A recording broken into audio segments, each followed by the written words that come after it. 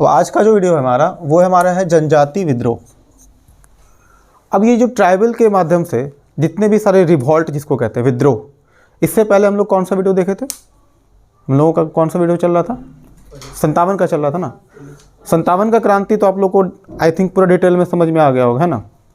अब जो ये जनजाति विद्रोह है ये भी लगभग उसी के पैरेलल ही चल रहा था। 57 की क्रांति के पैरेलल ये सब भी चल रहा था। जनजाति विद्रोह तो उससे पहले भी चल रहा था, है ना। आपको याद होगा कि आर.सी. मजूमदार का कहना जो था कि यह ना तो प्रथम ना तो स्वतंत्र और ना ही ये राष्ट्रीय आंदोलन था। वो 57 की क्रांति के बारे में था और उसमें उनका तर्क ये था कि जनजाति विद्रोह जो इससे पहले भी हम लोग कौन कौन सा विद्रोह के बारे में उसमें जिक्र किया था? संथाल और बहावी विद्रोह के माध्यम से, है ना।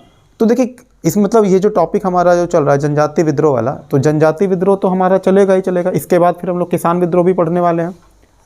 तो ये जब मतलब 57 की क्रांति की ये सब पैरेलल ही चल रहा है। मतलब 57 की क्रांति तो काफ़ी बाद में हो रहा है और इससे पहले ये सब विद्रोह भी चल रहा था। तो ये देखेंगे हम लोग प्रमुख जनजाति विद्रोह जो है पूरा डिटेल में हम लोग समझने वाले हैं, क्योंकि फैक्चुअल क्वेश्चंस यहाँ से एग्जाम में पूछे जाते हैं। अभी हम लोगों का टारगेट ये है कि ये जो हमारा टॉपिक है कि जनजाति विद्रोह के कारण समझना है, उसके बाद इसका फेल होने का रीज़न क्या है, आखिर ये क्यों फेल हो जाता था बार बार। जब 57 की क्रांति फेल हो गया, सीधी सी बात है, तो इसका फेल होना तो कोई बड़ी बात नहीं है ना। फेल होने के पीछे भी लगभग वही सारे रीज़न आपको दिखेंगे जो रीज़न की 57 की क्रांति में काफ़ी हद तक देखने को मिलता है। हालांकि कुछ थोड़ा बहुत डिफरेंट है, क्योंकि यहाँ पे जनजाति का मामला है तो थोड़ा बहुत तो डिफरेंट आपको दिखेगा ही दिखेगा। उसके अलावा इसका स्वरूप, मतलब कैसा स्वरूप था। 57 की क्रांति का भी हम लोग स्वरूप देखे थे। क्या ये हिंसक आंदोलन था या फिर नॉर्मल तरीके से चल रहा था। मतलब ये फाइनली ये जो जितने भी सारे विद्रोह हो रहे थे वो कैसा, मतलब उसका इम्पैक्ट वगैरह क्या पड़ा, स्वरूप कैसा था, वो सारा चीज़ हम लोग देखेंगे बारी बारी करके। और उसके बाद प्रमुख जनजाति विद्रोह में सारा जितना भी जनजाति विद्रोह अब तक में मतलब जो एग्ज़ाम वगैरह में भी पूछा गया वो सब बता देंगे आपको। और उसके फिर रीजंस क्या है। एग्ज़ाम में यहाँ से क्या क्वेश्चन पूछता है कि प्रमुख विद्रोह का नाम पूछेगा, किस वर्ष हुआ वो इम्पोर्टेंट है हमारे लिए, और उनके नेतृत्वकर्ता कौन है और उसके प्रमुख कारण। क्योंकि सिविल सर्विस के एग्ज़ाम में आपसे कारण भी पूछ लेता है। अब बाकी वनडे एग्ज़ाम में क्या पूछेगा, उसके नेतृत्वकर्ता मतलब लीडरशिप कौन किया था ये पूछ लेगा आपसे, है ना। तो अब इसके सबसे पहले कारण देखना है। तो कारण में आपका जो जनजाति विद्रोह होगा वहाँ भी रीज़न लगभग वही होगा। आर्थिक कारण समझना है, प्रशासनिक कारण के एडमिनिस्ट्रेशन प्रॉब्लम्स क्या था, और तीसरा क्या देखते हैं सोशियो कल्चरल रीज़न, मतलब सामाजिक सांस्कृतिक कारण। ये 3 कारण आपको लगभग हर चीज़ में जितने भी विद्रोह होंगे ये 3 कारण आपको हमेशा ही देखने को मिलेगा। अब जैसे 57 की क्रांति पड़े थे तो वहाँ भी आर्थिक कारण से वहाँ के जो लोग किसान लोग नाराज़ थे, उनके रैयतवाड़ी महालवाड़ी इन सारे सिस्टम के वजह से, जो मतलब उनकी भू राजस्व व्यवस्था से किसान नाराज़ थे। और फिर किसानों का भी उसमें गुस्सा फूटा था, क्योंकि हालांकि वो जो आंदोलन हुआ था वो सेना के माध्यम से हुआ था, लेकिन उनके जो फादर थे वो तो किसान ही थे, तो किसान का बेटा था, तो फिर ये विद्रोह लाजमी था कि वो होना ही था। लोगों का गुस्सा तो था ही। तो 57 की क्रांति का तो अलग मैटर था। हम लोग देखते हैं जनजाति विद्रोह में जिसका आर्थिक कारण था वो हम लोग डिटेल में भी हम लोग जस्ट देखने वाले हैं, क्योंकि इसका जो रीज़न होगा 57 की क्रांति से थोड़ा डिफरेंट होगा। उसके बाद प्रशासनिक कारण देखते हैं और फिर सामाजिक सांस्कृतिक कारण। ये 3 पॉइंट पे हम बात करेंगे। तो सबसे पहले देखते हैं आर्थिक कारण क्या था, जनजाति विद्रोह के होने का आर्थिक कारण क्या था। सबसे पहले देखिए अंग्रेजों द्वारा वनों को सरकारी संपत्ति घोषित करना। देखिए हाँ, आपको बार बार इस चीज़ का चर्चा करते हैं। अंग्रेज को प्रॉफिट के अलावा और किसी चीज़ से मतलब नहीं था। अंग्रेज क्या करते थे, जो जंगल था वहाँ पे जंगल को भी अपने एरिया में, चूँकि इनको लकड़ी भी चाहिए था बहुत सारा, काफ़ी मात्रा में इनको लकड़ी भी चाहिए था। उसके बाद वो ये भी चाहते थे कि जो जंगल का जो एरिया है उसको साफ उफ कर करके वहाँ भी खेती को शुरू किया जाए, है ना। झूम खेती वगैरह टाइप का, हालांकि जो आदिवासी करते थे, हालांकि इनका भी मानना था कि खेती वगैरह हो जाए तो और ज़्यादा राजस्व को, मतलब जंगल का सफाया तो वो किए ही थे अपने राजस्व का फ़ायदा करने के लिए। तो देखो अगर वनों को सरकारी संपत्ति घोषित करेगा इससे क्या इम्पैक्ट पड़ेगा जनजाति को, ये समझिएगा। अब जो वन, जो पहले आदिवासी लोग आराम से वहाँ पर अपने जानवर लोगों को चराते थे, वहाँ पर रहते थे, बसते थे, हर एक प्रकार का आज़ादी था, किसी भी प्रकार का कोई रिस्ट्रिक्शन नहीं था, कोई पाबंदी नहीं था। लेकिन जैसे ही अंग्रेज वनों को सरकारी संपत्ति घोषित करने का मतलब क्या है कि अब वो जो जंगल है उस पर अधिकार किसका हो जाएगा, ब्रिटिश का हो जाएगा। तो उसके वजह से क्या होगा, अब उनको मतलब कि जानवर भी अगर चराना हो तो उसमें भी परमिशन लेना पड़ेगा। आप बिना परमिशन के आप मतलब जानवर भी नहीं चरा सकते। चारागाह पर भी कर देना पड़ सकता था, देता ही था। जंगल का लकड़ी जो आदिवासी अपना, देखिए आदिवासी जंगल को अपना समझते थे, अपना मतलब हिस्सा समझते थे वो, और वो जंगल पर पाबंदी करने का मतलब कि जंगल से निर्मित जितना भी वस्तु होगा वो सभी पर अधिकार अब खोते जाएगा कौन, आदिवासी। तो आदिवासी नाराज होंगे। कल तक जंगल में आराम से जाकर अपना भेड़ बकरी गाय आराम से चराते थे, अब उसको चराने में रोका जाएगा कि आप नहीं चरा सकते हो क्योंकि ये मेरा प्रॉपर्टीज है। और आदिवासी अपने मन से वहाँ खेती भी नहीं कर सकता है, क्योंकि खेती करने के लिए भी परमिशन किससे लेना पड़ेगा। तो जो संपत्ति वन आदिवासियों का हुआ करता था, अब उस संपत्ति पर अधिकार किसका हो जाएगा, अंग्रेजों का होगा। तो फिर इससे जो आदिवासी है वो क्या होंगे, नाराज होंगे ना। तो वनों को सरकारी संपत्ति अगर घोषित करोगे तो आदिवासी वैसे भी काफ़ी नाराज हो जाते हैं। अभी भी देखिए वर्तमान में भी कई सारे आपको मिलेगा, जैसे कि जहाँ पे सरदार वल्लभ भाई पटेल का जो मूर्ति बना हुआ है, जो डैम जहाँ पे सरदार सरोवर बांध जहाँ पे बना हुआ है, आप देखे होंगे कि वो जो बांध बनने के वजह से जो आसपास का जो भूमि है वहाँ पर वो पूरा जलमग्न हो गया, पूरा जंगल जो है पानी में डूब गया। इसके वजह से आदिवासी लोग काफ़ी विरोध भी किए थे, और उस विरोध में हालांकि जीत तो सरकार का ही हुआ, क्योंकि सरकार का कहना था कि जो डेवलपमेंट बहुत ज़रूरी है हमारे लिए, उस बांध के माध्यम से बिजली प्रोड्यूस करना था। उनका इरादा ये था कि इलेक्ट्रिसिटी प्रोड्यूस अगर करेंगे तो फिर ये ज़्यादा फायदेमंद है।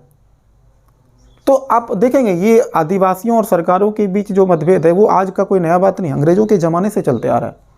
आदिवासियों को विस्थापित पहले की सरकार भी कर देती थी, हालांकि अभी की सरकार नरम है, उस तरह का हम लोग चूँकि आज़ाद मुल्क में रहते हैं तो उस तरह का नियम तो नहीं चल सकता है, क्योंकि अभी तो सुप्रीम कोर्ट भी बैठी है कि किसी भी चीज़ को सरकारी संपत्ति घोषित करोगे सुप्रीम कोर्ट इस पर स्टे लगा सकती है।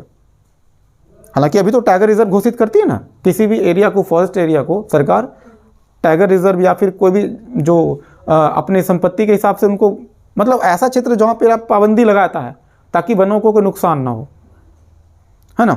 तो वनों को सरकारी संपत्ति घोषित करने के वजह से अंग्रेज जो किए थे उसके वजह से आदिवासी क्या थे, काफ़ी नाराज थे। सेकंड पॉइंट क्या बोलता है, ब्रिटिश भू राजस्व नीति से आदिवासी अपने भूमि से बेदखल हो गया। अब उसके ज़मीन पर कब्जा किसका हो जाएगा, ज़मीन का मतलब जब जंगल पर कब्जा हो जाएगा तो भूमि पर भी कब्जा हो जाएगा, और फिर भूमि पर वही सारा रूल लगेगा। कौन सा चाह, रैयतवाड़ी, महालवाड़ी और अस्थाई, एरिया वाइज डिपेंड करता है, जंगल जहाँ का उस हिसाब से उस पर रूल लगेगा। तो उनके अब वो अपने भूमि से बेदखल होंगे, तो उनके पास खुद का अपना ज़मीन नहीं होगा, तो फिर खेती कैसे करेंगे वो। तीसरा पॉइंट है कि मंदिर निर्माण पर भी कर लगाने लगे वो, कि अगर आप मंदिर बनाते हो तो उस पर भी क्या देना पड़ेगा, टैक्स देना पड़ेगा। समझ रहे, नाराज़ होने का रीज़न आप समझ लो, एक तो धार्मिक मामले में भी आप हस्तक्षेप कर दिए हैं। चौथा पॉइंट देखो, जनजातियों को कर के दायरे में लाना, ये उनका मेन टारगेट था कि जनजाति को यूं ही तो नहीं छोड़ सकते हैं, उनको भी किसी न किसी माध्यम से टैक्स के अंदर लाओ ताकि ब्रिटिश का जो राजस्व है वो उसमें इजाफा हो। ब्रिटिश को तो प्रॉफिट से मतलब था। कल तक जो आदिवासी स्वतंत्र घूम रहे थे, आराम से घूम रहे थे, अब उनको भी आपने टैक्स के दायरे में ला दिया। तो ऐसे में नाराज़गी होना तो लाजमी है। पूरा जो जंगल का जो एरिया था वो सारा आपने कैप्चर कर लिया। तो ये सारा जितना भी रीज़न बताएं उसी को आपको पॉइंट वाइज करके डिटेल में करके थोड़ा लिख लेना है। तो लिखिए, हेडलाइन क्या डालना है, आर्थिक कारण, एकदम पॉइंट वाइज करके डालना। पहला पॉइंट लिखिए,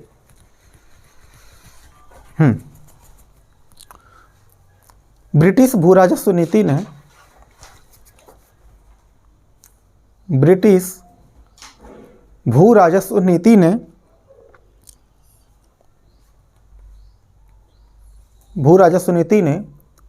ग्रामीण अर्थव्यवस्था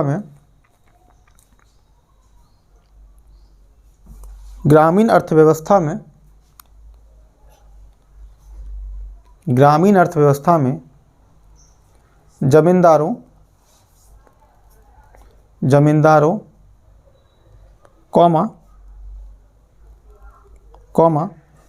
महाजनों का प्रवेश बढ़ाया।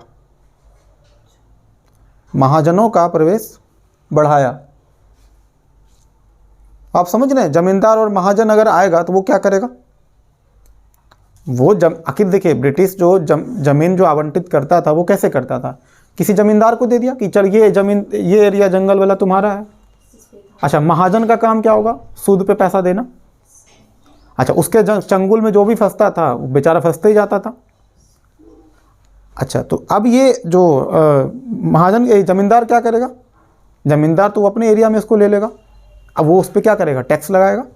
क्योंकि ज़मींदार को ज़मींदारी उसी आधार पर मिलता है ना कि जब आप कर चुकाओगे, है ना। तो वो ज़मीन अब ज़मींदार के हाथ में जाने से वैसे भी नाराज़ होंगे। तो शुरुआत में आदिवासियों को लगता था कि ये ज़मींदार और जो साहूकार है केवल वही हमारे असली दुश्मन है। शुरुआत में ऐसा लगता था। बहुत बाद में लोगों को धीरे धीरे समझ में आया कि हमारा असली दुश्मन ज़मींदार और ये नहीं है, साहूकार नहीं है। असली दुश्मन कौन है? अंग्रेज। फिर अंग्रेज के खिलाफ पहले तो साहूकार और ज़मींदार के खिलाफ विद्रोह होगा, उसके बाद जो अंग्रेज़ों के खिलाफ भी विद्रोह होना शुरू हो जाएगा। तो कहाँ तक लिखे? जमींदार महाजनों का प्रवेश बढ़ाया और उनको अधिकार संपन्न बनाया। उनको अधिकार संपन्न बनाया। अधिकार संपन्न का मतलब क्या? उसको ज़मीन वगैरह, साहूकार को भी अधिकार मिला, ज़मींदार को अधिकार मिला।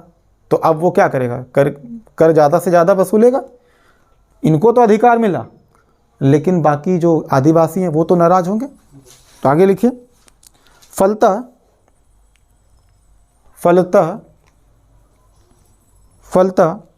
आदिवासी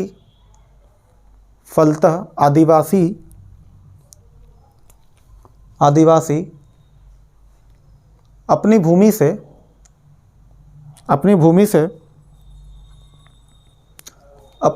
से बेदखल किए जाने लगे। बेदखल किए जाने लगे। वाह बेदखल किए जाने लगे। अतः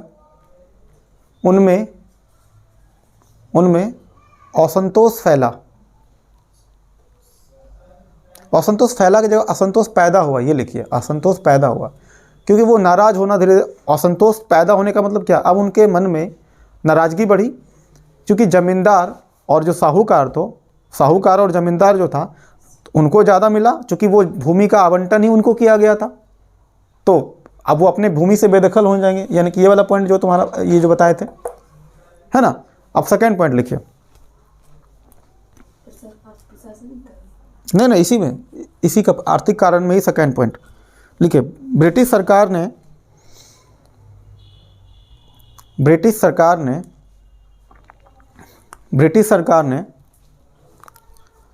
जनजातियों को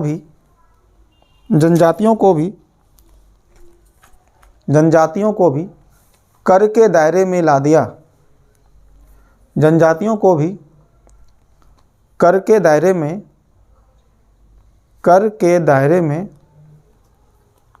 ला दिया।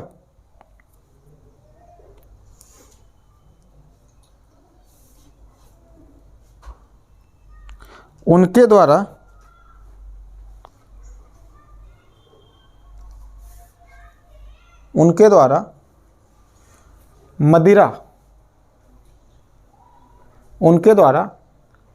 मदिरा निर्माण पर भी,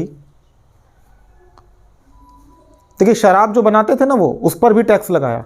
और उनको अगर मंदिर बनाने का मन हो तो मंदिरों पर भी कर लगाएंगे। कहीं जैसे मंदिर का मतलब क्या? वो छोटा मोटा जो अपना जो आदिवासी लोगों का जो भगवान, हालांकि वो मंदिर जैसा कुछ होता नहीं है, वो तो प्रकृति पूजक होते हैं, लेकिन जहाँ भी वो मतलब धार्मिक कोई जगह बनाना चाहते थे, पिंड उंड दे करके, नहीं होता पेड़ गाछ के नीचे, वहाँ पे अक्सर पूजा करते थे। हाँ, तो वो कहते थे भाई ये हमसे बिना परमिशन का आप नहीं पूजा पाठ कर सकते हो, मंदिर जैसा स्ट्रक्चर कह सकते हो। हालांकि इस पॉइंट को आप हटा भी सकते हो, मंदिर के बजाय मदिरा कर दो, ज़्यादा अच्छा रहेगा। क्या? मदिरा कर लो, ज़्यादा अच्छा रहेगा। मंदिर मदिरा कितना अच्छा हो, क्लोज रहा, तो फिर ज़्यादा आप लोगों को भी काट के बनाने में ज़्यादा दिक्कत नहीं हुआ होगा, है ना। मदिरा निर्माण पर भी कर लगाए। ठीक है, तो मदिरा निर्माण पर कर आरोपित किया गया। लिखा है, मदिरा निर्माण पर कर आरोपित किया। अतः जनजातियों के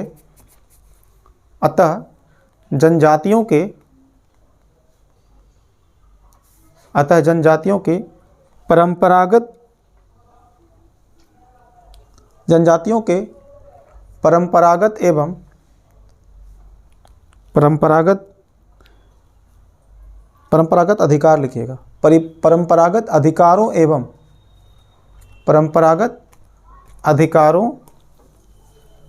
एवं रीति रिवाज में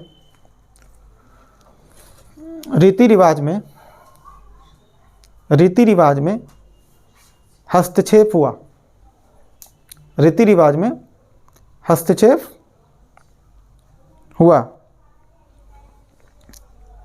अतः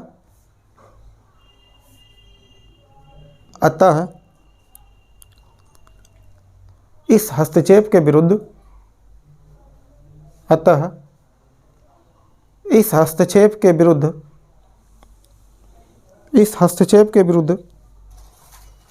आदिवासियों ने विद्रोह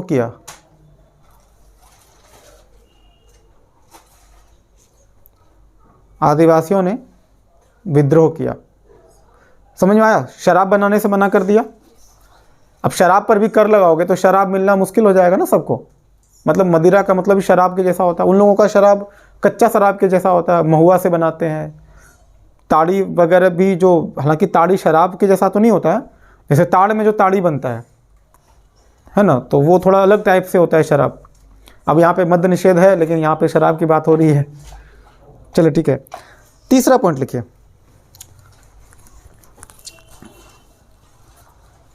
ब्रिटिश सरकार की वन नीति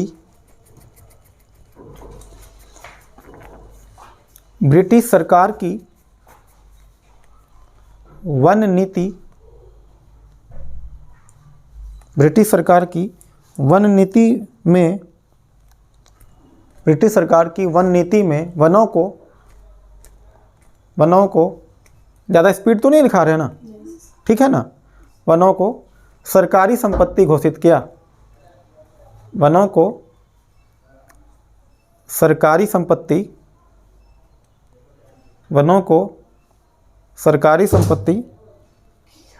क्या हो गया, कुछ ना, वो टेढ़ा हो गया होगा। वनों को सरकारी संपत्ति घोषित किया।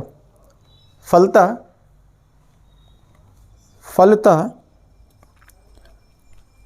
जनजातियों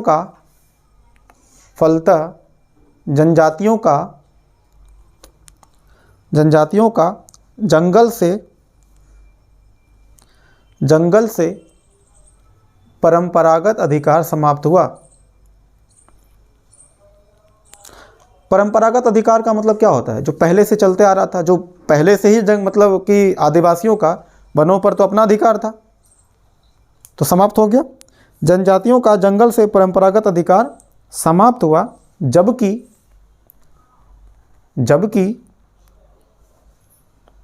जनजातियों का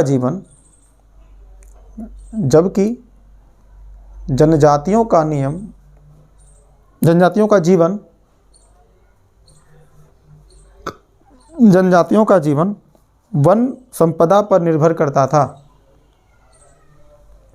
जनजातियों का जीवन वन संपदा पर निर्भर करता था।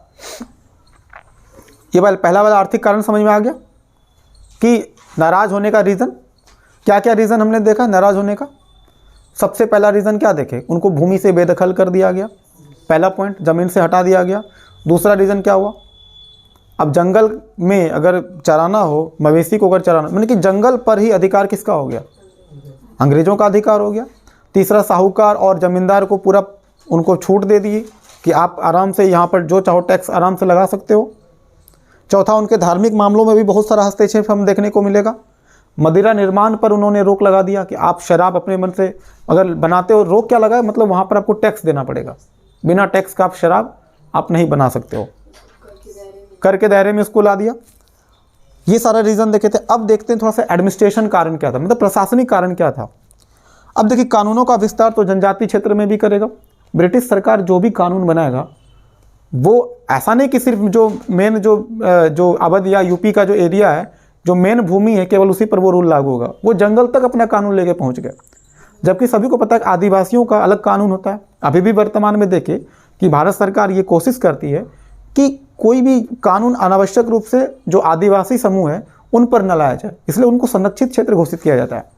आप देखें नागालैंड का या फिर अंडमान निकोबार पे अलग रूल चलता है, रूल रेगुलेशन, वहाँ पर ये कानून नहीं चलता है जो हम लोगों पे कानून चलता है। तो वनों को संरक्षित रखने के लिए और आदिवासियों के सामाजिक सांस्कृतिक को बनाए रखने के लिए अभी भी सरकार क्या करती है, उन लोगों को अलग से विशेष छूट मिलता है। अभी देखते हैं अंडमान निकोबार कोई घूमने जा सकता है? नहीं जा, क्योंकि उस क्षेत्र को संरक्षित क्षेत्र घोषित किया गया। मतलब सरकार भी नहीं चाहती उनके मामले में कोई हस्तक्षेप करे, वो जैसे जी रहे हैं उनको आप चुपचाप जीने दीजिए, क्योंकि वो हमारे संस्कृति के लिए क्या धरोहर है। आदिवासियों की सबसे खास बात पता है क्या होती है कि आपको अगर अपने 3000 साल 2000 साल पीछे का ज़िंदगी अगर देखना हो कि आज से 2000-3000 साल पहले हम कैसे जीते थे, आप उनकी लाइफ को देख लो, एकदम सेम टू सेम वैसे ही जी रहा है। अभी भी वो हमसे 3-4 हज़ार साल पीछे हैं। तो हम नहीं चाहेंगे ना कि मतलब उनके लाइफ को ख़राब करें, क्योंकि उनको देखते हैं तो उनको ये समझ में आता है कि भाई इतिहास हम लोगों का किस क्रम से आगे बढ़ा है, और उनकी अपनी मान्यता है, उनको भी लाइफ मतलब आराम से फ्री होकर के जीने देना चाहिए। तो सरकार ऐसा करती है, लेकिन उस समय ब्रिटिश इस बात से चूक गए और कई प्रकार का विद्रोह उन्होंने किया।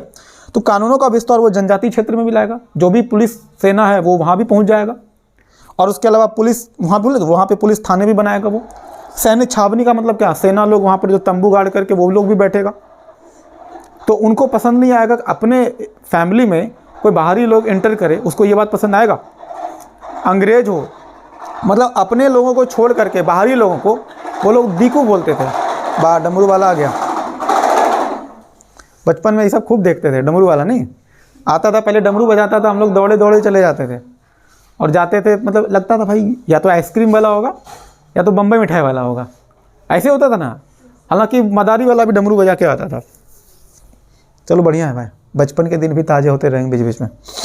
तो देखो अब जो आदिवासी क्षेत्र है, तो जंगलों में क्या बनेगा, पुलिस थाने बनेगा, सैन्य छावनी बनेगा। इसके वजह से आदिवासियों को जो स्वतंत्र जीवन है उसमें क्या हो जाएगा, हस्तक्षेप होगा। मतलब उनका जो लाइफ आराम से चल रहा था अब उनके लाइफ में इंटरवेन हो गया, और उनको ये बात बिल्कुल भी सही नहीं लगेगा। वो तो बाहरी लोगों को दीकू बोलते हैं, दीकू, ये शब्द सुने हैं कभी? दीकू, दीकू मतलब होता दुश्मन। आदिवासी लोग अपने लोगों को तो मित्र मानते हैं, लेकिन अपने लोगों को छोड़ करके सबको दीकू बोलते थे। देखो ये दीकू आया, दीकू आया, मतलब दुश्मन है वो, और दुश्मनों पर फिर वो हमला करेगा। तो ये सारा रीज़न था। उसके बाद देखिए सेकेंड पॉइंट, ये प्रशासनिक नीति वाला जो बताया उसको आराम से लिखिए। लिखिए ब्रिटिश प्रशासनिक नीति के तहत, ब्रिटिश प्रशासनिक नीति के तहत,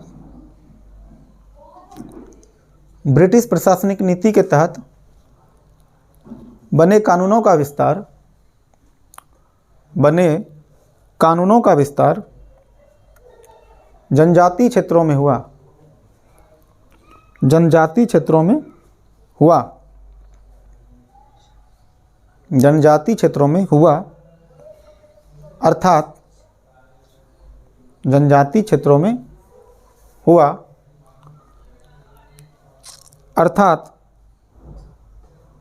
अर्थात औपनिवेशिक प्रशासनिक संरचना का विस्तार, अर्थात औपनिवेशिक प्रशासनिक, देखिए औपनिवेशिक प्रशासनिक संरचना का विस्तार, कितना अच्छा वर्ड है। मतलब औपनिवेशिक तो था, लेकिन ये प्रशासनिक संरचना कैसा था, उपनिवेश द्वारा था, गुलामिक मानसिकता के माध्यम से था। तो औपनिवेशिक प्रशासनिक संरचना का विस्तार, ये यही वर्ड जो है ना पकड़ना है आपको। टू द पॉइंट आप जितना लिखेंगे आंसर आपकी उतनी अच्छी होगी। औपनिवेशिक प्रशासनिक संरचना का विस्तार आदिवासी क्षेत्रों में हुआ, आदिवासी क्षेत्रों में हुआ। इसी क्रम में, इस क्रम में क्या किया गया, इसी क्रम में पुलिस थाने, इसी क्रम में पुलिस थाने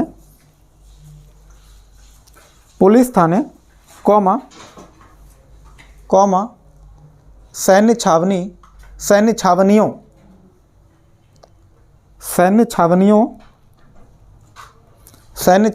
आदि का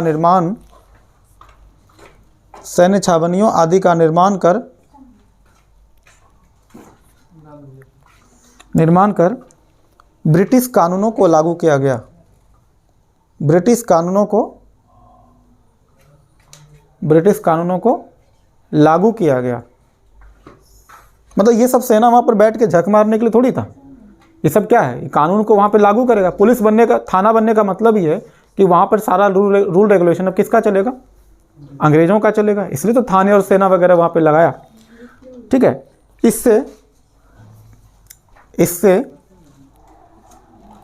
इससे आदिवासियों के स्वतंत्र जीवन में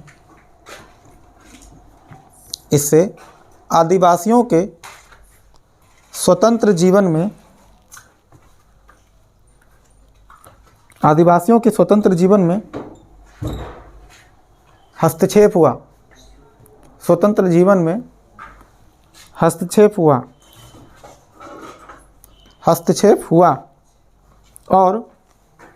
और उनकी पहचान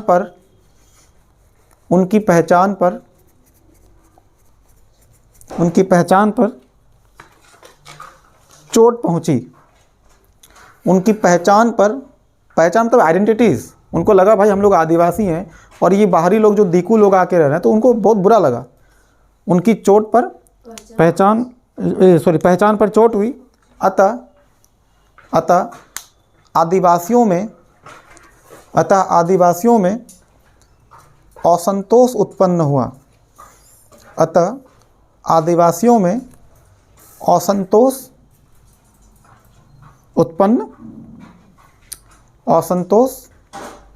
हुआ। यहाँ तक लिख लिए। अब देखिए, अब इसके बाद जो तीसरा पॉइंट है सामाजिक सांस्कृतिक कारण, वो तो इसको मिटा कर ही लिखना पड़ेगा। तो पहले पॉज कर लीजिए आराम से वीडियो को, फिर इसको मिटा लेते हैं। कहाँ गया मिटाने वाला भाई? चलिए स्टार्ट करते हैं। देखिए, अब समझते हैं सामाजिक सांस्कृतिक कारण जो है वो क्या था। सामाजिक सांस्कृतिक का मतलब ये कि उनके समाज में या उनके संस्कृति में, कल्चर में हस्तक्षेप था। सबसे पहला पारंपरिक धार्मिक विश्वास एवं रीति रिवाज में क्या हुआ, हस्तक्षेप हुआ। क्या हो गया, रद्दी ट्रेन, पूरा शोर शराबा हो रहा है।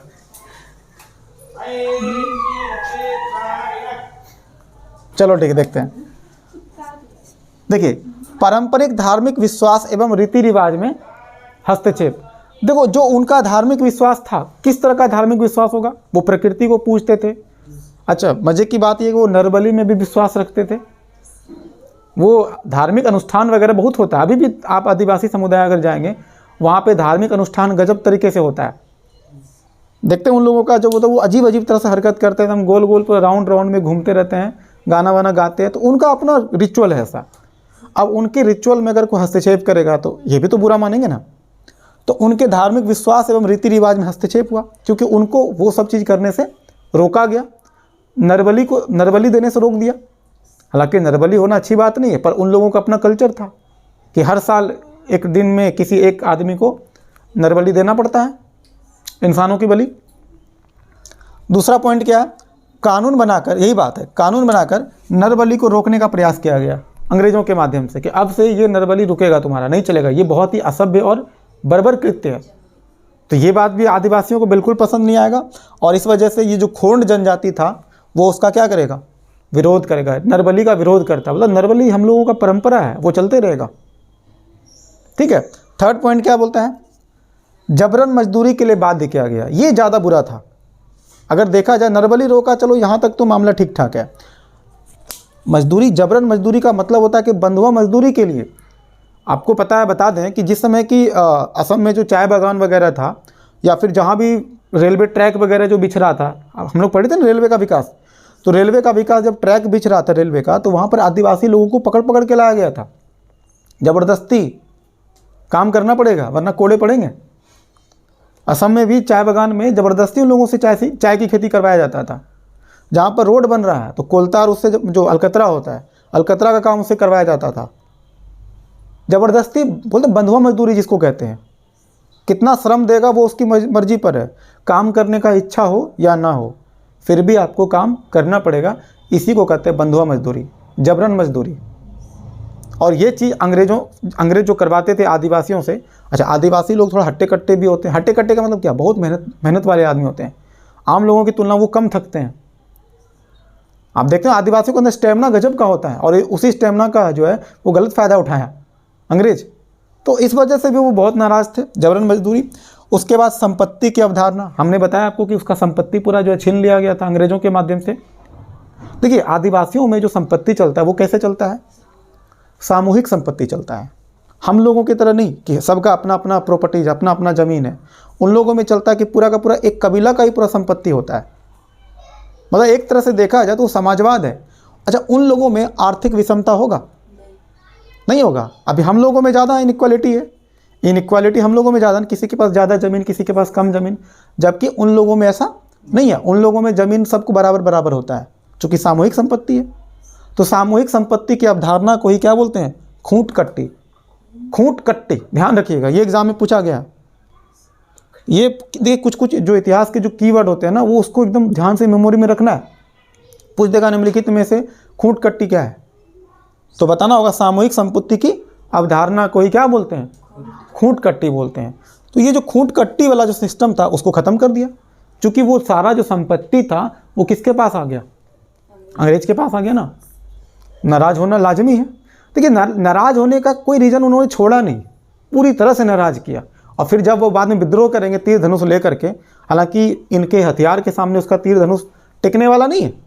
अच्छा, आदिवासियों को तो मन में भ्रम ये भी होता था कि पढ़ेंगे अभी जो अभी संथाल विद्रोह वगैरह जब देखिएगा तो उसमें वहाँ पे जो आदिवासी लोगों की तरफ से जो लड़ रहे थे उन लोगों को ये विश्वास दिलाया गया एक चमत्कारिक शक्ति के माध्यम से कि जब अंग्रेज जब गोली चलाएंगे तो उनका गोली जो है ना पानी बन के हम लोगों के ऊपर फव्वारे की तरह उड़ेगा, और हम लोग जब तीर चलाएंगे तो वो सीधा उन लोगों को लगेगा सटीक निशाने पे। मतलब समझ रहे हैं, वो जो चमत्कारिक शक्ति वाला जो बात हिसाब किताब है, उनका ये कहना था कि उनकी गोली जब वो गोली चलाएंगे तो वो गोली नहीं बल्कि बारिश की बूंदों की तरह पानी हम पे, पानी का फव्वारा गिरेगा हम लोगों पे, और जब हम लोग तीर चलाएंगे तो वो सटीक लगेगा उनको। वो तो बाद में हिसाब किताब समझ में आ गई कि पानी की तरह लगता है या फिर पूरा बॉडी का पानी निकाल देगा, वो तो बाद में समझ में आया।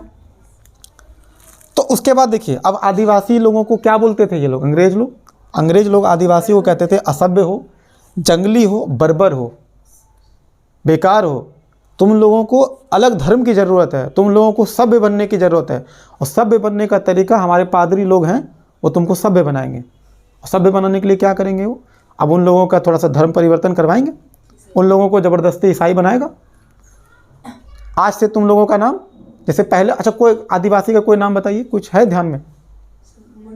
हाँ, मुंडा, जैसे कोई मान लीजिए कोई मुंडा है, अब आज से तुम्हारा नाम डेविस हुआ है ना। पहले तुम्हारा कोई मान लो बिरसा मुंडा होगा ना, मान लीजिए बिरसा मुंडा थे ना भाई, बिरसा मुंडा का मान लो धर्म परिवर्तन करवा देते तो क्या बोलते, आज से तुम्हारा नाम बिरसा मुंडा नहीं, तुम्हारा नाम डेविस है, कुछ डेविस करके कुछ लगा देते, चार्ल्स डेविस है। तो ये क्या ना, मतलब ये तुम्हारा नाम है, ये नाम तुम्हारा आपसे पड़ गया है, तुम ईसाई बन चुके हो। तो पूरी तरह से अब उनको, अब देखो ज़बरदस्ती जब धर्म परिवर्तन कराओगे तो लोग नाराज़ होना वाजिब है। अगर लोग अपनी मर्जी से धर्म परिवर्तन करते हैं तो बात समझ में आती है, ज़बरदस्ती अगर कराओगे तो विद्रोह होगा। बात समझ में आया? और इसी बात को जरा सब छापिए, सुनने में कहानी तो बड़ा मज़ा आता है। अभी जो बेचारे ऑनलाइन जो अभी रजाई में बैठ करके देख रहे होंगे उनको लगता होगा यार ये लिखाने वाला सिस्टम क्या है, और ये तो भाई साहब बीच बीच में आते रहता है, लोहा टीना सब बेच ही डालेगा आज ही। हद है यार, मतलब यही होता है। मतलब रिकॉर्डिंग अगर स्टूडियो ना हो तुम्हारे पास प्रॉपर, तो ये कभी लोहा टीना वाले आएंगे, तो कभी डमरू बजा के आएंगे, कभी कुत्ता भौंकेगा, क्या होगा पता नहीं। ठीक है, चलो, तो रजाई वाले भैया रजाई से निकल जाना है और उसको आराम से लिखना है ना, नहीं तो फिर लिखा हुआ नहीं रहेगा, फिर रिवीजन करने में बनेगा नहीं। तो छापिए, ब्रिटिश सामाजिक सांस्कृतिक नीतियों ने ब्रिटिश सामाजिक सांस्कृतिक नीतियों ने ब्रिटिश सामाजिक सांस्कृतिक नीतियों ने आदिवासियों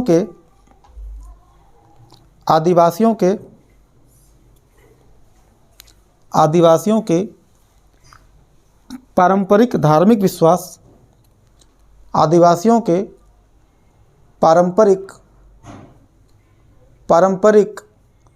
धार्मिक विश्वास, पारंपरिक धार्मिक विश्वास एवं रीति रिवाज में हस्तक्षेप किया गया। हस्तक्षेप किया गया। किसका फ़ोन आ रहा है भाई? इसमें फ़ोन आ रहा है। फ्लाइट मोड करना भूल गए थे क्या? वीडियो चल रहा है? रुक गया? चल रहा है।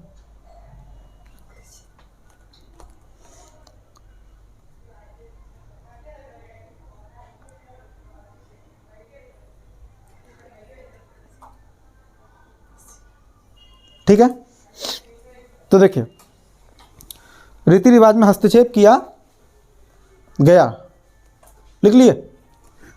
ठीक है। आदिवासियों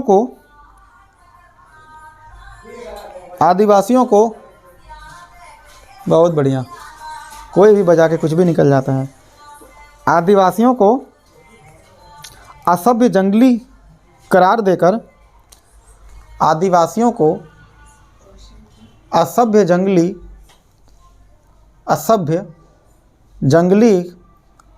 करार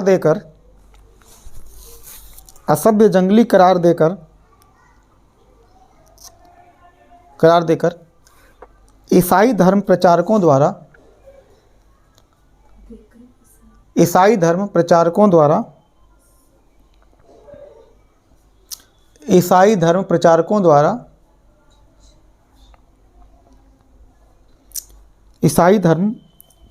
द्वारा उनके धर्मांतरण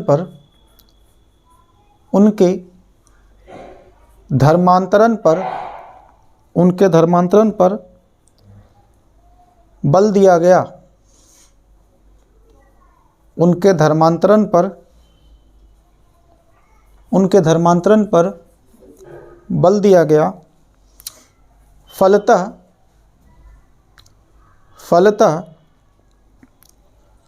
जनजातियों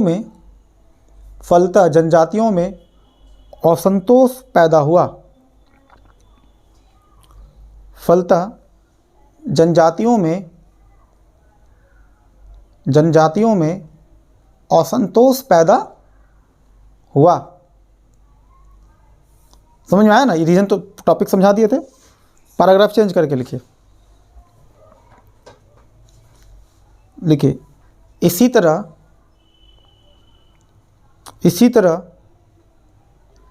इसी तरह कानून द्वारा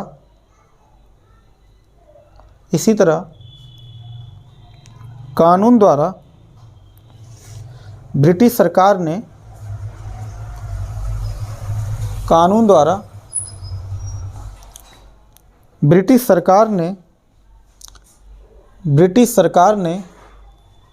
नरबली रोकने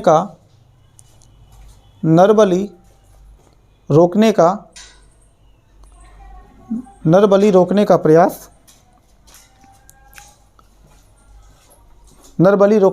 किया।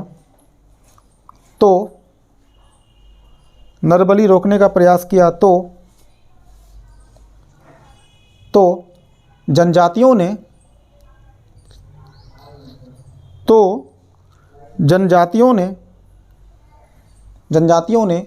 अपने रीति रिवाज में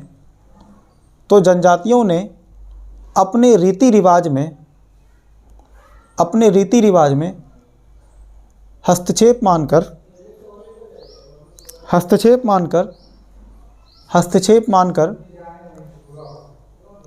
मानकर इनका विरोध किया।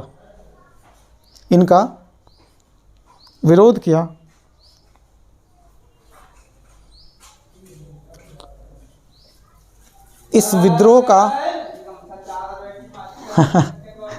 इस विद्रोह का सर्वप्रमुख उदाहरण, इस विद्रोह का सर्वप्रमुख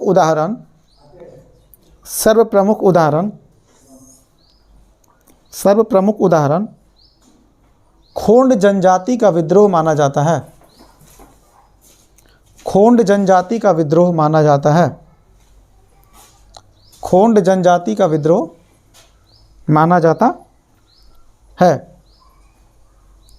चलिए फिर पैराग्राफ चेंज कीजिए। मतलब खोंड जनजाति का द्वारा जो विद्रोह हुआ था वो इसी प्रकार का विद्रोह था। नरबली को रोकने का प्रयास जो किया गया था वो इसको पसंद नहीं आया, इनको पसंद नहीं आया। हाँ, खोंड जनजाति का विद्रोह माना जाता है। हाँ, माना जाता है। चलिए ठीक है, जो लिखा है उसके बाद लिखिए नेक्स्ट। ब्रिटिश कंपनी ने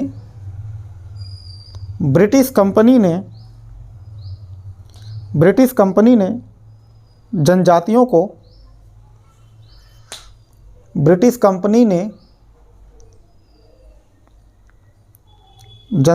को जबरन मजदूरी के लिए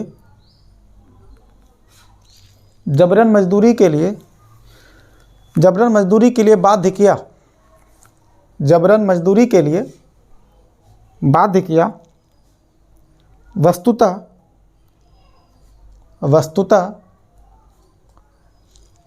सड़क निर्माण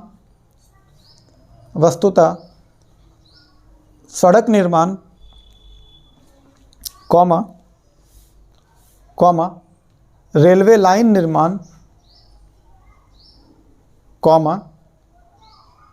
लाइन निर्माण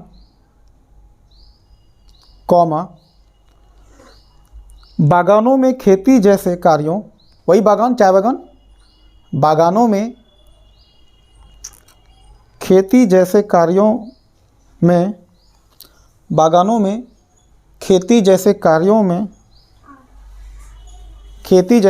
में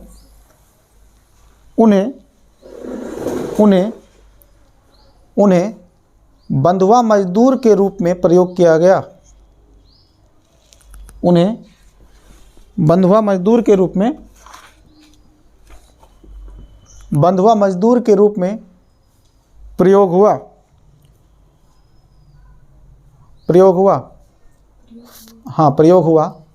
फलतः उनमें असंतोष पैदा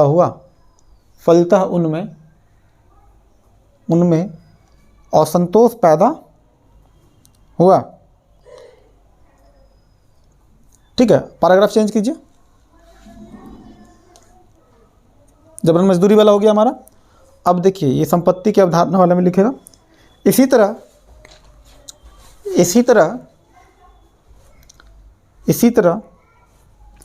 आदिवासी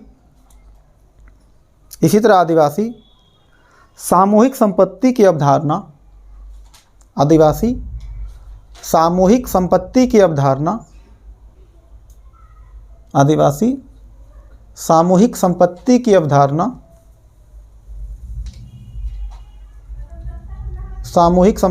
अवधारणा ब्रैकेट में लिखिए खूंटकट्टी।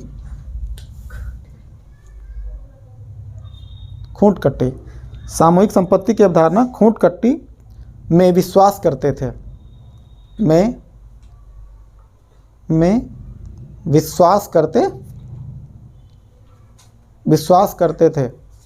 पूर्ण विराम।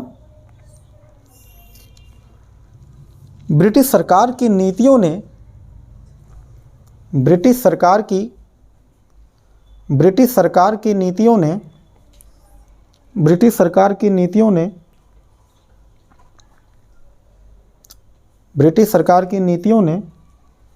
इस अवधारणा पर चोट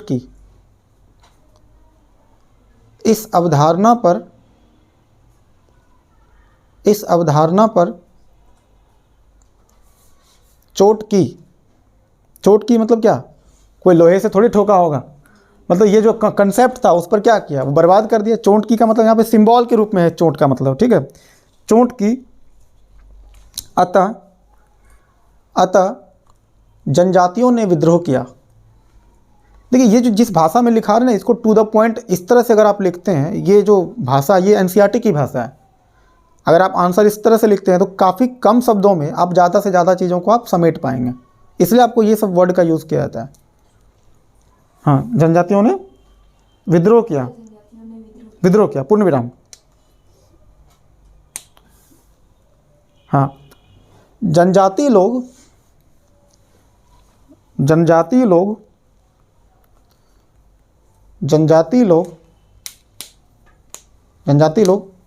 अपने क्षेत्र में आए हुए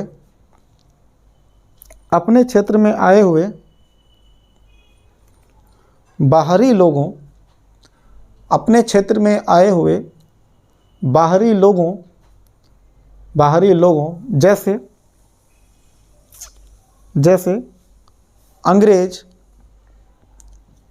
बाहरी लोग कौन कौन होगा? अंग्रेज, कौमा जमींदार, अंग्रेज कौमा जमींदार, कौमा साहूकार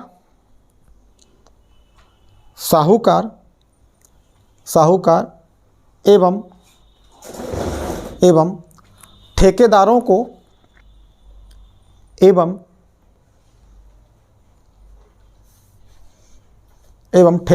को दीकू कहते थे। ये वाला दीकू लिखना है, वो मिटा दिए। दीकू कहते थे। दीकू मतलब कौन? दुश्मन। दीकू कहते थे। तो ये देखिए जनजाति विद्रोह का जो कारण था वो वाला टॉपिक हमारा फिनिश हुआ। आखिर जनजाति विद्रोह के होने के पीछे का, अब एग्जाम में कभी मेंस में क्वेश्चन दे दिया कि जनजाति विद्रोह के प्रमुख कारण बताएं। बात समझिएगा, एग्जाम में मेंस में ऐसा क्वेश्चन पूछ सकता है कि भारत में हुए प्रमुख जनजाति विद्रोहों की विवेचना करें। तो विवेचना में आपको कारण बताना पड़ेगा ना भाई कि कारण क्या था, उसके परिणाम क्या हुआ, तो अगला पॉइंट है। लेकिन कारण में तो ये सारा चीज़ आपको बताना पड़ेगा। पॉइंट आपके दिमाग में होना चाहिए, इसलिए आपको शॉर्ट में भी बता रहे हैं और आपको लिखा भी रहे हैं, ताकि रिवीजन करने में क्या होगा, सहूलियत होगा। जब भी रिवीजन करने बैठेंगे ना, देखिए सबसे पहले आपको ये चीज़ जो आपको लिखवा रहे हैं, पहले यही चीज़ लिखवाते फिर आपको डिटेलिंग कराते हैं। इसको जब आप देखेंगे तो फटाफट आप दिमाग में क्लिक रहेगा कि ये चीज़ नहीं भूलना है। और लिखना कैसे, वो लिखने का तरीका आपको हम डिटेल में आपको हम बोल के देखिए। हालांकि वीडियो लंबा हो जाता है, लेकिन लंबा होने से क्या होगा, मटेरियल में क्वालिटी ख़राब नहीं होना चाहिए, है ना। थोड़ा सा पेशेंस के साथ आप जब पढ़ेंगे, चूँकि ऑनलाइन में बहुत ही मुश्किल होता है। ऑफलाइन वाले जो बैठे हुए उनको प्रॉब्लम नहीं है, लेकिन ऑनलाइन में इतना पेशेंस के साथ बैठ के पढ़ना वो थोड़ा सा चैलेंजिंग होता है। लेकिन चूँकि सिविल का प्रिपरेशन करें और अभी चूँकि लॉकडाउन चल रहा है, तो लॉकडाउन में आप दूसरा कोई अल्टरनेट भी नहीं है ना। अब हम लोग क्या देखते हैं, असफलता के कारण। आखिर ये देखो, ये सारा रीज़न तो था, नाराज़ तो लोग थे और इनके द्वारा विद्रोह भी किया गया। प्रमुख विद्रोह जितने सारे किया गया वो तो हम लोग लास्ट में पढ़ेंगे ही पढ़ेंगे। लेकिन आखिर ये फेल क्यों हुआ? जितना भी विद्रोह करता था, विद्रोह में आपस में कोऑर्डिनेशन अच्छा नहीं था ना। देखो जितने भी सारे जनजाति थे उन लोगों का आपस में कोऑर्डिनेशन अच्छा था? नहीं था। कोई प्लानिंग ही नहीं था। आपके पास हथियार भी सही नहीं है, तो आप अंग्रेजों से मुकाबला कैसे करोगे? तो यही सारे रीज़न जो है मोटा मोटी तौर पे यही सब रीज़न होगा। उसको आपको फिर हम इसको पॉज करते हैं, पहले वीडियो को पॉज करके उसको मिटाते हैं, फिर आपको हम लिख के बताते हैं। चलिए अब देखिए, आप समझते हैं कि आखिर ये विद्रोह जो है फेल क्यों हुआ, है ना। फेल होने के पीछे का रीज़न ये था कि सबसे पहली बात, इनके पास कोई प्री प्लान्ड नहीं था, पूर्व योजना कुछ भी नहीं था इनके पास, है ना। होता ना, कोई भी काम जब आप करते हो तो आपके पास पहले से कोई प्लानिंग होता है, तभी तो वो ज़्यादा सक्सेस होता है। जैसे स्टूडेंट भी जो पढ़ाई करते हैं उनके पास कोई प्लानिंग नहीं होता है, तो वो डेफिनेटली फेल होने का चांसेस क्या होगा, ज़्यादा होगा। जैसे सबसे पहले हम लोग जैसे पढ़ाई करते हैं तो कोई होता ना कि क्या पढ़ना है, कितना पढ़ना है, कैसे पढ़ना है, कोई प्लानिंग नहीं है, बस पढ़े जा रहे हैं। टेस्ट देना नहीं, क्योंकि टेस्ट देने में डर लगता है। तो ऐसे में फेल होने का चांसेस क्या होगा, ज़्यादा होगा। फिर बाद में कहेंगे किस्मत ही ख़राब था। तो किस्मत को दोष देने से बेहतर है, इन लोगों का भी किस्मत ऐसे ही ख़राब हुआ। कहता है विद्रोह की कोई पूर्व योजना नहीं थी, कोई प्री प्लान नहीं था। विद्रोह करना है, बस करना है, सब मिलकर के हो करते चलो आराम से। अबे मेला थोड़ी लगा है भाई, ऐसे करोगे विद्रोह तो वो थोड़ी आराम से बैठ, उनके पास भी पुलिस है, सिपाही है, निपटा देंगे, निपटा भी दिए। दूसरा, आदिवासियों के पास परंपरागत हथियार थे। अब देखो वो राइफल लेकर आ रहा है, बंदूक लेकर आ रहा है लड़ने के लिए, उनके पास तोप तक है, और ये भाई साहब तीर धनुष गुलेल लेकर आए लड़ने के लिए। कहाँ है, मारेंगे गुलेल से? अबे यार तुम गुलेल से, तीर धनुष से जीत पाएगा? तुम्हारा तीर जब तक में पहुंचेगा तब तक तुम ऐसे खाली करोगे, तब तक वो एक बार में निपटा देगा तुमको, तो कहानी खत्म।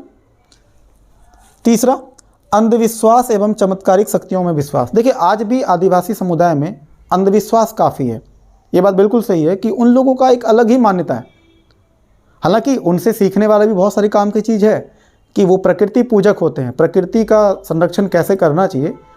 आप उनसे बेहतर आपको किसी को नहीं पता होगा कौन से पौधे का इस्तेमाल क्या होना, जड़ी बूटी का भी उनके पास नॉलेज ज़्यादा है, किस पौधे को खाना है, किस पौधे को नहीं खाना है, किनका क्या इस्तेमाल होगा, वो आपसे बेहतर जानते हैं, क्योंकि वो प्रकृति से काफ़ी क्लोज्ड है, क्लोज नहीं बल्कि क्लोज है ना। तो अंधविश्वास उनके अंदर काफ़ी था। चमत्कारिक शक्तियों पर भी बहुत विश्वास, उनको चमत्कार मतलब उनको ये लगता था कि लड़ने जाएंगे तो जब भाई साहब वो मतलब बंदूक चलाएंगे तो हमारे ऊपर पानी के वो गोली जो है वो पानी बन जाएगा, और एकदम पिचकारी की तरह, होली की तरह पानी आएगा मेरे ऊपर, और फिर हम तीर लगाएंगे तो फिर वो धड़ाम से गिर जाएंगे। ऐसा कुछ हुआ नहीं। अच्छा, हम पढ़ेंगे बिरसा मुंडा लोगों के बारे में। बिरसा मुंडा तो ये कहते थे कि हम अजर अमर हैं, हम कभी मरेंगे ही नहीं। हाँ, अवतारवादी कहते थे। मतलब बिरसा मुंडा तो मतलब वो बहुत ही बढ़िया चिकित्सक थे, इसमें कोई शक नहीं है, चिकित्सा बहुत अच्छा जानते थे, लोग उनको भगवान मानते भी थे। लेकिन अब चमत्कार, लोग जो उनको फॉलो करते वो चमत्कार की वजह से। और बाद में क्या हुआ, जब बिरसा मुंडा को पकड़ के अंग्रेज ले गए थे तो जेल में उनकी मृत्यु बीमारी की वजह से हुआ। मतलब खुद अपना इलाज नहीं कर पाए। ठीक है, संसाधन नहीं होगा, दवाई नहीं होगा तो कैसे करेंगे, लेकिन वहाँ पर कोई चमत्कार, वो जबकि बोलते थे हम अजर अमर हैं, हमें कभी मर ही नहीं सकते हैं, अस्वस्थामा की तरह, है ना, इस तरह का बात वो कह रहे थे। वो जो रामायण महाभारत वाले, जो अस्वस्थ महाभारत वाले हैं ना, थे कि नहीं थे पता नहीं, लेकिन कहते हैं तो लोग मानते हैं। चलिए अब इसका, अच्छा पहले इसको लिख लेते हैं ना, लिख लेते हैं इस चीज़ को, पहले तीनों पॉइंट को, और उसके बाद फिर इसका स्वरूप वगैरह हम लोग देखते हैं। तो पहले लिखिए, हेडलाइन डालिए, असफलता के कारण लिखिए। जनजातियों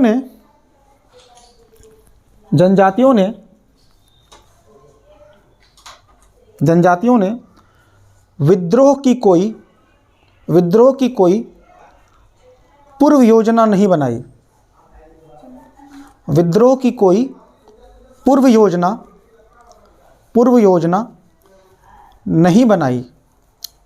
विद्रोह की कोई पूर्व योजना नहीं बनाई, तो साथ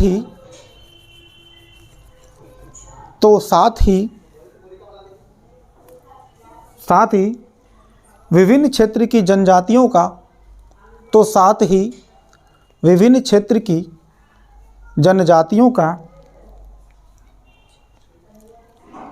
कोई सम्मिलित विद्रोह भी एक साथ नहीं हुआ। सम्मिलित विद्रोह मतलब क्या, विद्रोह अलग अलग हुआ, एक साथ मिल करके विद्रोह नहीं हुआ, है ना। तो कोई सम्मिलित विद्रोह भी एक साथ नहीं हुआ। वस्तुतः भिन्न भिन्न जनजातियों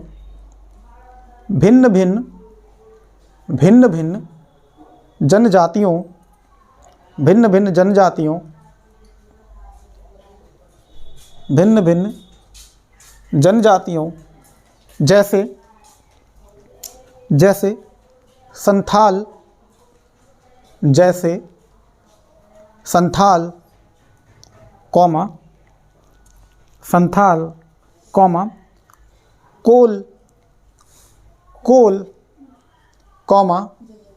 कोल जनजाति है, संथाल कोल ओकालो कोल, मुंडा आदि ने अलग अलग क्षेत्रों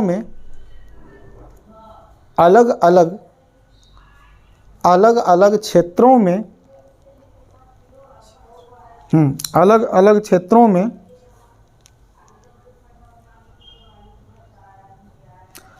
हाँ, अलग अलग क्षेत्रों में अलग अलग समय में, मतलब अलग अलग क्षेत्र में तो विद्रोह हो ही रहा था, लेकिन अलग अलग टाइम पर भी हुआ, एक साथ नहीं हुआ, खुदरा खुदरी थोड़ा थोड़ा करके होता था। अलग अलग क्षेत्रों में अलग अलग समय में, अलग अलग समय में विद्रोह किया, अलग अलग समय में विद्रोह किया। अतः अतः अतः सरकार को इसे दबाने में, अतः सरकार को इसे दबाने में आसानी हुई, इसे दबाने में आसानी हुई। अब देखो, अलग अलग क्षेत्र में विद्रोह करेगा तो थोड़ा थोड़ा सेना सब जगह भेज देगा, सबको निपटा दिया जाएगा। अलग अलग टाइम पर किया, थोड़ा सा आज विद्रोह किए, फिर 10 दिन के बाद फिर मूड हुआ थोड़ा थोड़ा, तो ऐसे एक साथ जब तक नहीं करोगे तब तक विद्रोह ठीक से हो पाएगा। जैसे यादव 57 की क्रांति में अगर सभी लोग मिल करके बहादुर शाह जफर को फ्रंट पे नहीं लाया होता, आखिर बहादुर शाह जफर को फ्रंट पे लाने का रीज़न क्या था? कि आपके नेतृत्व में ये विद्रोह होगा, आप लीडर बनोगे हम लोगों का। तो अलग अलग क्षेत्र से लोग थे, लेकिन सब लोग नेता किसको बनाए थे? बहादुर शाह को बनाए थे। तो नेता उनको मानने का रीज़न ये था कि विद्रोह का एक नेतृत्व करता होगा तो फिर वो विद्रोह सफल होने का चांसेस। इसलिए देखिए 57 की क्रांति कितना खतरनाक हुआ, वो तो लगभग हम लोग आज़ाद होने की कगार पे थे, तो ऐसा नहीं हो पाया था हम लोगों का। ठीक है, कोई नहीं, पर ये विद्रोह भी फेल होने का रीज़न क्या है? अलग अलग टाइम में हुआ और अलग अलग क्षेत्रों में हुआ था, इसलिए ये विद्रोह सफल नहीं हुआ। सेकेंड पॉइंट लिखिए। हाँ नहीं, अगला पॉइंट, सेकेंड पॉइंट, ये पहला वाला पॉइंट बता दिए ना, सेकेंड पॉइंट लिखिए। सेकेंड पॉइंट, आदिवासी तीर कमान, आदिवासी तीर कमान से युक्त थे। तीर कमान समझ रहे हैं ना? कमान किसको कहते हैं? जिसमें तीर रखा जाता है ना। आदिवासी तीर कमान से युक्त थे,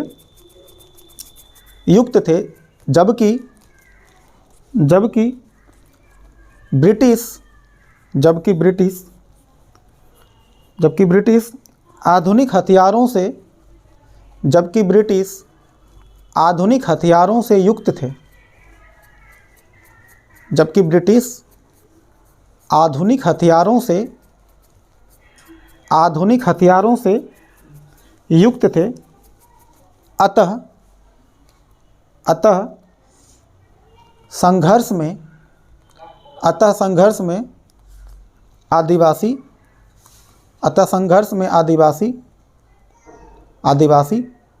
पराजित हुए। अतः संघर्ष में आदिवासी पराजित हुए। अब लिखिए नेक्स्ट पॉइंट। हाँ, नेक्स्ट पॉइंट, ये तीसरा वाला लिख रहा है। आदिवासियों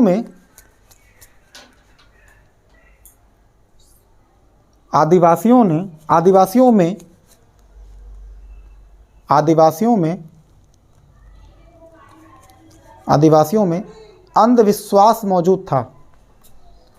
आदिवासियों में अंधविश्वास मौजूद था। इनका मानना था कि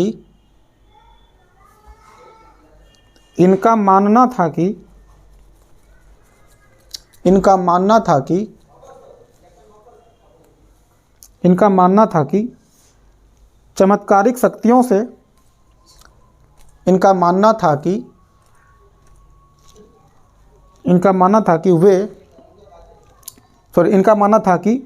चमत्कारिक शक्तियों से वे ब्रिटिश को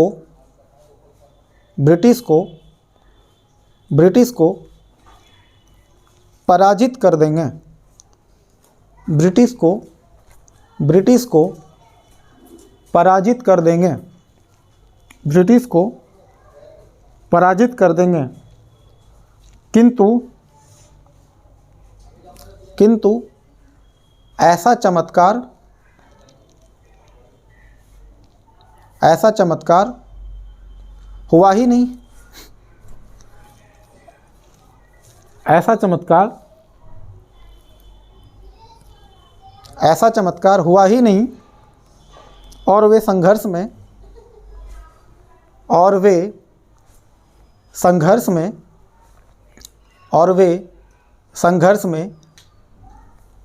पराजित हुए, और वे संघर्ष में पराजित हुए।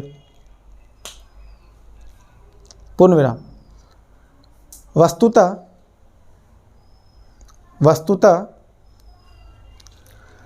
संथाल विद्रोह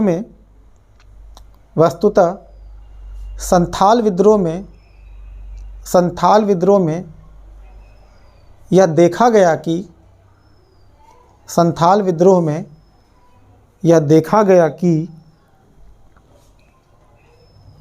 गया कि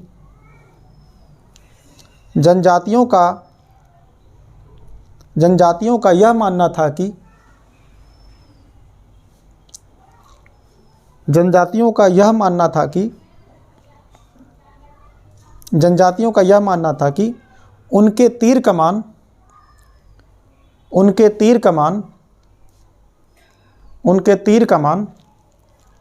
आग उगलने लगेंगे। उनके तीर कमान आग उगलने लगेंगे और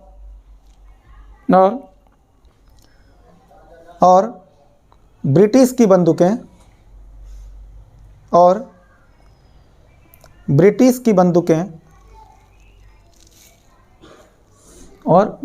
बंदूकें पानी बरसाएंगी। क्या कंसेप्ट था? ब्रिटिश की बंदूकें पानी बरसाएंगी।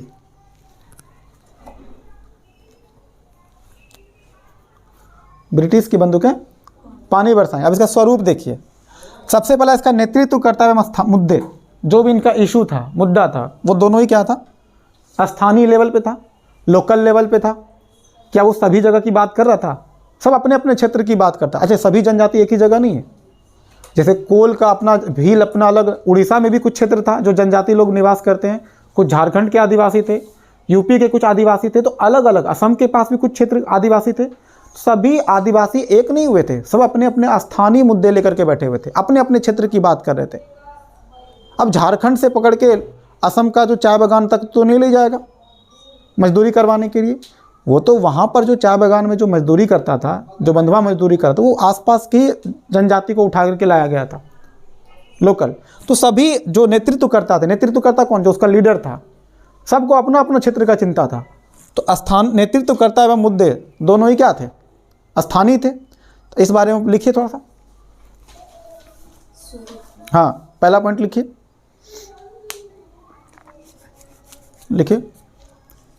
इन विद्रोह का स्वरूप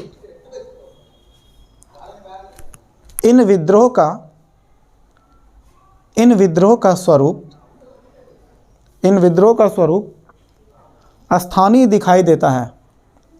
इन विद्रोह का स्वरूप स्थानीय दिखाई देता है। वस्तुतः नेतृत्वकर्ता एवं मुद्दे मतलब वही जो इशू था, लड़ना किस बात पर है ना? नेतृत्वकर्ता एवं मुद्दे दोनों ही स्थानीय थे। दोनों ही नेतृत्वकर्ता एवं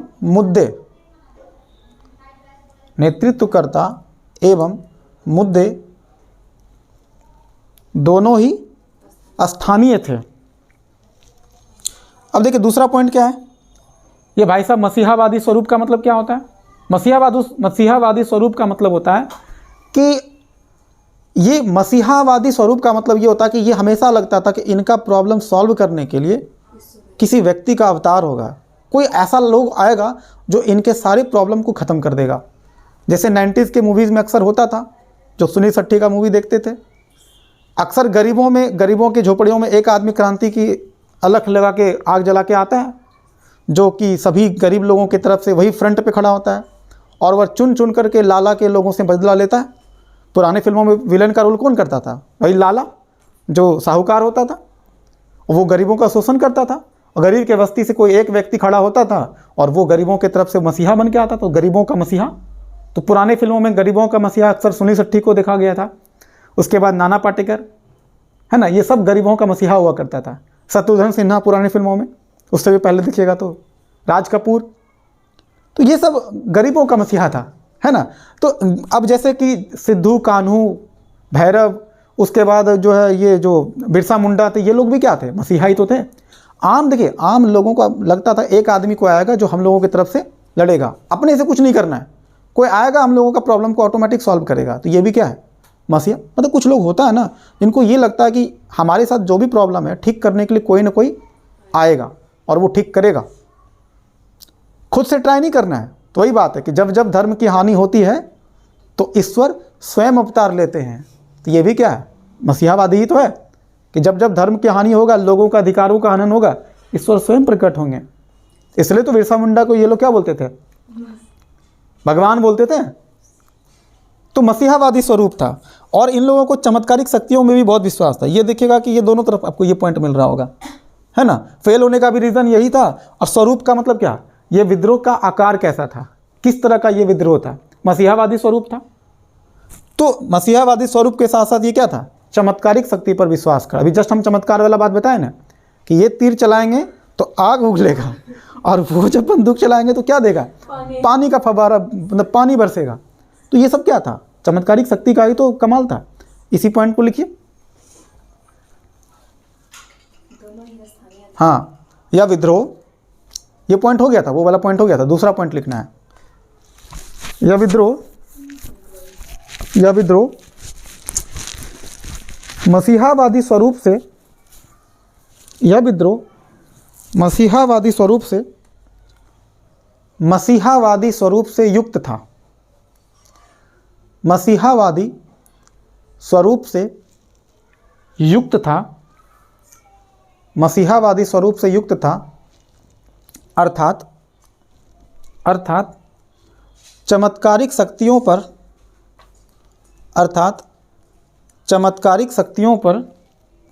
इनका गहरा विश्वास था। अर्थात चमत्कारिक शक्तियों पर इनका गहरा विश्वास था।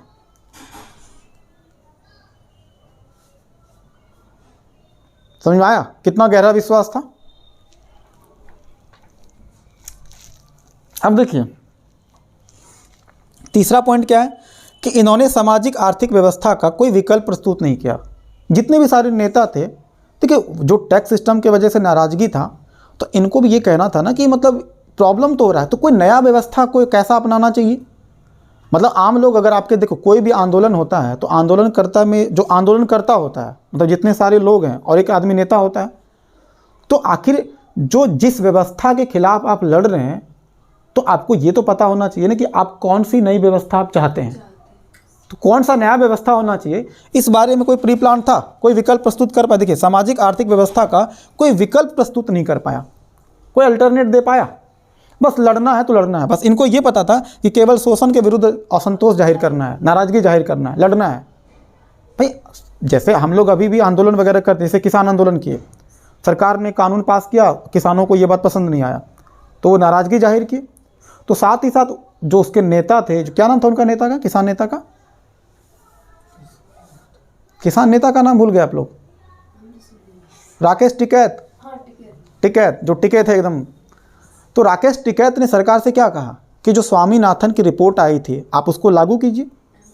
एम एस स्वामीनाथन का जो रिपोर्ट था, तो उन्होंने ना सिर्फ देखो सरकार के खिलाफ केवल जो नाराज़गी था केवल वही जाहिर नहीं किया, सरकार को एक विकल्प भी दिया कि आप इस काले कानून को ख़त्म करके आप स्वामीनाथन की रिपोर्ट को आप जो है उसको लागू करो। क्योंकि वो बोलते भी सरकार की अगर मंशा ये है कि किसानों की आय दोगुनी हो, तो जो स्वामीनाथन की रिपोर्ट था उसको आप लागू कीजिए, ये 3 कानून को आप निरस्त कीजिए। तो सरकार को भी झुकना पड़ा। बात समझ में आया? तो इन्होंने कोई विकल्प प्रस्तुत नहीं किया। ये इनके जो आंदोलन में ये क्या था? एक खामी था। इस बात को समझ पा रहे हैं? लिखा है, लिखिए। जनजातियों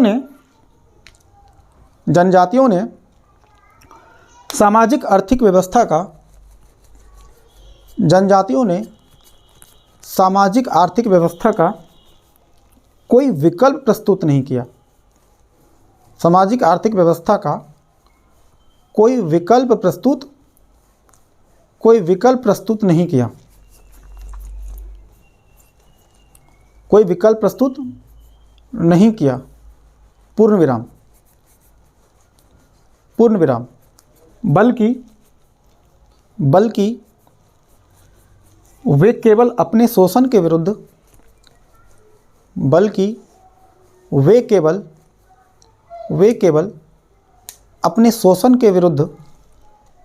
अपने शोषण के विरुद्ध असंतोष व्यक्त कर रहे थे। अपने शोषण के विरुद्ध असंतोष व्यक्त कर रहे थे। अपने शोषण के विरुद्ध असंतोष व्यक्त कर रहे थे। इसलिए ये विद्रोह इसलिए ये केवल विद्रोह की श्रेणी में रखा जाएगा। इसलिए ये केवल विद्रोह की श्रेणी में रखा जाएगा। अब देखिए, इसको केवल विद्रोह कहेंगे, क्रांति नहीं बोल सकते। आप समझ रहे हैं? क्रांति का मतलब क्या होता है कि आप कोई नई व्यवस्था को अपनाने के लिए आप कह रहे हैं। जैसे 57 की हम क्रांति बोलते हैं, क्योंकि वहाँ पर लोग ये चाहते थे कि एक नया व्यवस्था लागू हो। लेकिन यहाँ पर कोई क्रांति बोल सकते हैं इसको केवल आप क्या बोल सकते हैं? विद्रोह, क्योंकि ये कोई नया बदलाव की बात ये बोल रहा था, किसी नई व्यवस्था को अपनाना है, ये बात ये कह रहा है। तो जब नया व्यवस्था कोई अपनाएगा उसी को तो क्रांति कहते हैं। क्रांति मतलब क्या होता है? बड़ा बदलाव, आमूलचूल बदलाव। ठीक है, तो ये कोई केवल इसको आप विद्रोह कह सकते हो, इसको आप क्रांति व्रांति नहीं बोल सकते हो। अब एक और रीजन समझिए, इनका विद्रोह का एक और रीजन ये था कि ये हिंसक विद्रोह था।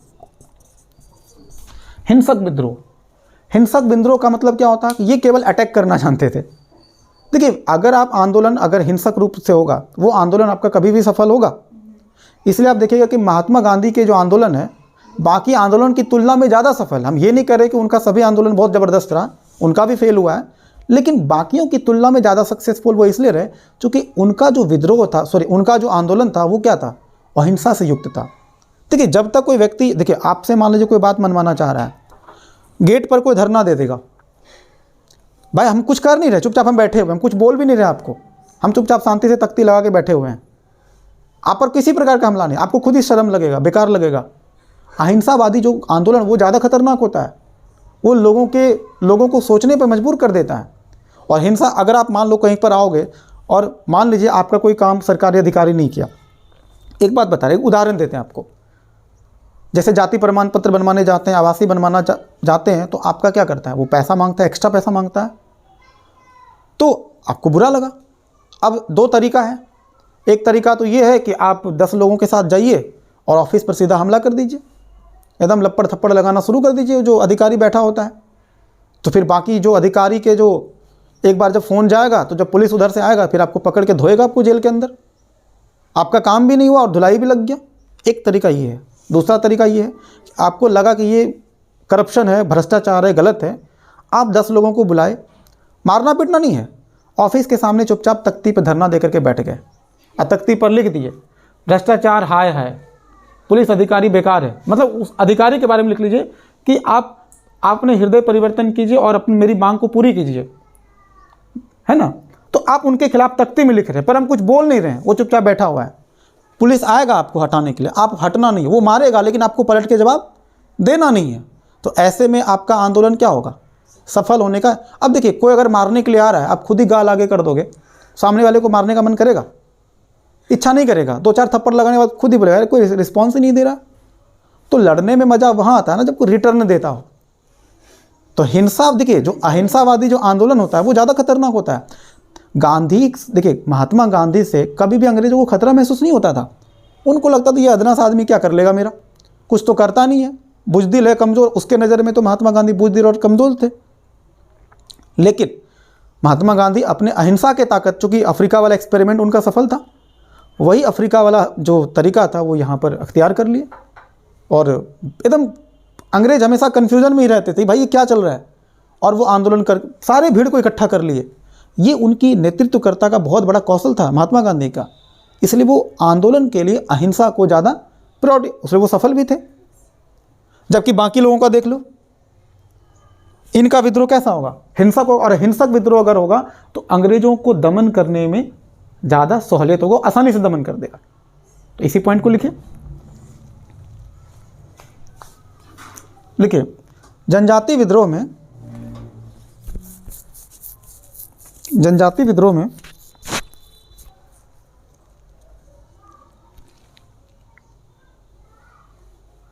सशस्त्र कार्यवाही से युक्त थे।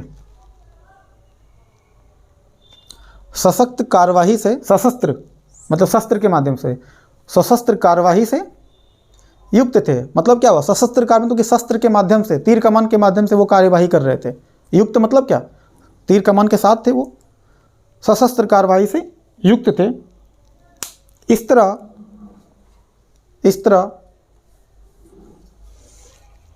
वे हिंसक स्वरूप से युक्त थे।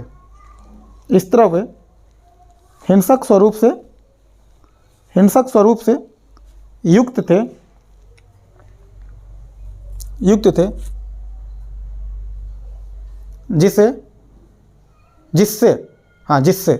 जिससे ब्रिटिश को दमन करने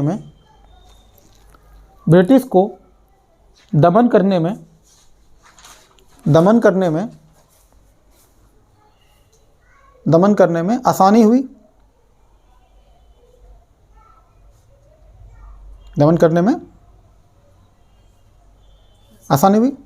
अब देखिए ये वाला हमारा टॉपिक इधर फिनिश हो गया। तो ये देखिए कारण भी हम लोग देख लिए, असफलता के कारण भी देख लिए, मतलब फेल क्यों हुआ, मतलब विद्रोह के कारण क्या था वो देख लिए पहले, फिर फेल क्यों हुआ विद्रोह वो समझ लिए, कैसा इसका स्वरूप, यानी कि ये विद्रोह कितना भयानक था, छोटा था या फिर कैसा था, विद्रोह में दम था कि नहीं था, है ना।